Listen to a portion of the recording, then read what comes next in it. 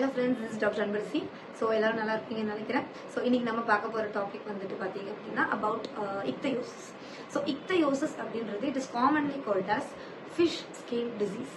So உங்கள் skin வந்து பார்த்தீங்கன்னா ஹார்ட், ட்ரை, கிராக்ஸ் அண்ட் ஸ்கேலியாக இருக்கும். Itching will be present or may not be present. So இந்த மீனோட ஸ்கின் பார்த்தீங்கன்னா செதிலாக இருக்கும் இல்லையா, கட் பண்ணும்போது அந்த மாதிரி உங்களோட ஸ்கின் வந்து ரொம்ப பார்ச்சாக ட்ரையாக இருக்கும். ஸோ இதனால people will be very much afraid to go out.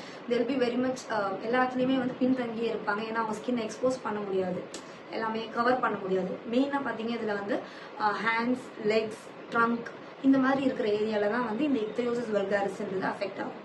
Fine, இதுக்கு ஹோமியோபதியில் நிறைய ரெமடிஸ் இருக்கு, கவலைப்படாதீங்க. Come to Sairam homeopathy clinic. We are there to assure you and we are there to turn all your diseases.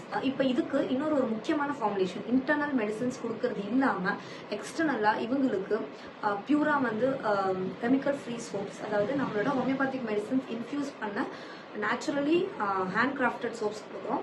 So இது நிறைய skin பேஷண்ட்ஸ்க்கு நம்ம கொடுத்துருக்கோம். Tremendous results இருக்கு. And if you want this soap, கீழே இருக்கிற நம்பருக்கு ஆர்டர் பண்ணுங்க and you will get in your door steps. Thank you.